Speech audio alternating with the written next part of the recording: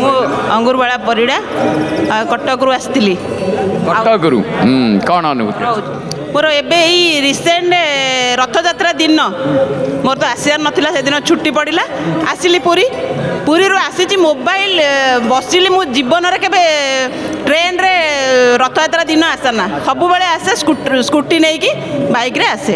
ଯଦି ଆସେ ଏଇ ବର୍ଷ ମୁଁ କହିଲି ଭଗବାନଙ୍କ ଦୟା, ଜଗନ୍ନାଥଙ୍କ ଦୟା, ଜଗନ୍ନାଥ କହିଲେ ଟ୍ରେନରେ 11ଟାରେ ବସିଲି, ମୁଁ ପହଞ୍ଚିଲି ପୁରୀରେ 8:30ଟାରେ। ସେଠୁ ଯାଉ ହେଲ୍ପ ମାଗି ପଳେଇ ଆଇଲି।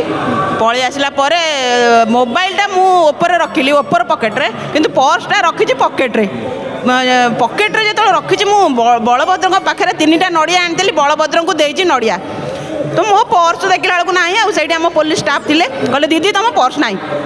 ମୁଁ କହିଲି ହଉ ଛାଡ଼, ମୁଁ ତ କାଳିଆକୁ ଦେଖିବାକୁ ଆସିଛି, ବଳିଆଙ୍କୁ ଦେଖା କରିଦେଲି। ମୁଁ କହିଲି ନନା ମାଗିଲେ ଦକ୍ଷିଣା, ମୁଁ କହିଲି ପର୍ସ ତ ଚୋରି ହେଇଗଲା, କେଉଁଠି ଦେବି? ନଡ଼ିଆ ଦେଇଦେଲି। ମାଆଙ୍କୁ ଦେଖି ନଡ଼ିଆ ଦେଲି, ସେଠି ବି ଦେଇଦେଲି। ମୁଁ କହିଲି ମୋର ପର୍ସ ଚୋରି ହେଇଗଲା, କ'ଣ କରିବି? ମାନେ ଯିଏ ନେଇଛି ତାକୁ ପାଇଲି, ଯେହେତୁ ସିଏ ପ୍ରେଗନେଣ୍ଟ, ମୁଁ ତା ଉପରେ ଆଉ ନଜର ଦେଲିନି। ପ୍ରେଗନେଣ୍ଟ ଚୋରଣୀ ହଉ କି ଯାହା ହଉ, ସିଏ ତ ସମସ୍ତ ଭକ୍ତ, ଜଗନ୍ନାଥ ସବୁ କରାଉଛନ୍ତି, ଆମେ କ'ଣ? ମୁଁ କହିଲି ଛାଡ଼, ମୁଁ ତାକୁ ଯଦି ଥାନାରେ ନେଇକି ଦେବି, ମୁଁ ଇଆଡ଼େ ଜଗାକୁ ଛାଡ଼ିଦେବି। ଏତେ ବାଟରୁ କଷ୍ଟ କରି ଆଇଛି, ମୁଁ ଆଗେ ତାଙ୍କୁ ଦେଖେ, ସିଏ ଯାହା କରିବେ ମୁଁ ଜାଣିଛି। ଜଗା ନେଇଛି ମାନେ ଶୁଦ୍ଧ ମୂଳ ସହ ଦେବ। ସେଠୁ ମାଆଙ୍କୁ ଦେଲି, ଜଗାକୁ ଦେଲି, ସବୁ ନଡ଼ିଆ ଦେଇଦେଲି, ଆଉ ଦକ୍ଷିଣା ଦେଲିନି। ନଡ଼ିଆ ମୁଁ କହିଲି ରଖ, ଦକ୍ଷିଣା ତ ନାହିଁ, ମୁଁ କେଉଁଠୁ ଦେବି? ପୁଣି ଗୋଟେ ପୋଲିସ ବାଲା ଆମର ଦେଖିଲି, ମୁଁ ପୋଲିସରେ ଯେହେତୁ ଚାକିରି କରିଛି, ମୁଁ କହିଲି ଭैୟା ଜି 20 रुपीज दो ना, मैं एक दीप ଚାଲୁଙ୍ଗି ଦେଲା ସେ। ମୁଁ ଫୋନ୍ ପେରେ ତାଙ୍କୁ ଦେଇଦେଲି, ଯାହା ଫୋନ୍ଟା ରହିଲା। ସେଇଥିରେ ମୋ ପୋଲିସ ଆଇ କାର୍ଡ଼ଟା ରଖିଦେଇଛି। ସେ ଚୋର ମାନେ ଯାହା କରନ୍ତୁ, କିନ୍ତୁ ମୁଁ ଘରକୁ ଯାଇକି, ଘର ଆମର ଚୁଡ଼ଙ୍ଗ ସାହି, ଘରକୁ ଯାଇ ମୋତେ ତ ଇଚ୍ଛା ହେଉନି, ପଇସା ଅଛି, ଆଇ କାର୍ଡ଼ ଅଛି, ATM ଅଛି, ମନରେ ତ ଦ୍ୱନ୍ଦ୍ୱ ରହିବ। ମାନେ ଜଗନ୍ନାଥ କ'ଣ କରିବି? ମୁଁ ଟ୍ରେନରେ ପାଇଲଟ ଯେଉଁଠି ବସେ ସେଇଠି ଚଢ଼ିଗଲି। ମୁଁ କହିଲି ମୁଁ ଷ୍ଟାଫ୍ ନାହିଁ, ମୁଁ କହିଲି ଆପଣଙ୍କ ଭଉଣୀ, ମୁଁ ଷ୍ଟାଫ୍ ଛାଡ଼, ମୁଁ ଭଉଣୀ, ମୋତେ ଚଢ଼େଇ ଦେଲେ। ପାଇଲଟ ଯେଉଁଠି ବସନ୍ତି ସେଇଠି ବସିଲି। 2 ମିନିଟ୍ ପରେ ଆମ ଅଫିସରୁ ଫୋନ୍ ଆସିଲା, ଆଉ ଅପା ତମର ହଜିଯାଇଛି କି ପର୍ସ? ମୁଁ କହିଲି ହଁ ଭାଇ, ନା ଆଉ ସେ ପାଇଛି, ତାଙ୍କ ନମ୍ବର ନିଅ। ସିଏ ଫୋନ୍ ରଖୁ ସାଙ୍ଗେ ଫୋନ୍ କଲେ ଆମର ଷ୍ଟାଫ୍ ଜଣେ, ଅପା ତମ ପର୍ସ ପାଇଛି। ମୁଁ କହିଲି ଭାଇରେ କେଉଁଠି ଅଛ? ନା ଷ୍ଟେସନରେ ଅଛି। ମୁଁ କହିଲି ଭାଇ ମୁଁ ପାଇଲଟ ପାଖରେ ବସିଛି, ଆସ ମୋ ପର୍ସଟା ଦେଇଦିଅ। ସିଏ ଦୌଡ଼ିକି ଆସିଲେ, ମାନେ ଯେମିତି ପର୍ସ ମୋର ଯାଇଥିଲା ସେମିତି ସେତିକି ପଇସା, ସେଇ ଯାହା ଯେମିତି ଯେଉଁଠି ଅଛି ସେମିତି, ତୁଳସୀ ଜଗାର ତୁଳସୀ ସବୁ ଥୁଆ ହେଇଛି, ସେମିତି ପର୍ସ। ଜଗନ୍ନାଥ ଏତେ ମାନେ କୃପା, ମୁଁ ଛୋଟବେଳୁ ଡାକିଛି, ଯାହା ଡାକିଛି ସେଇଆ ପାଇଛି।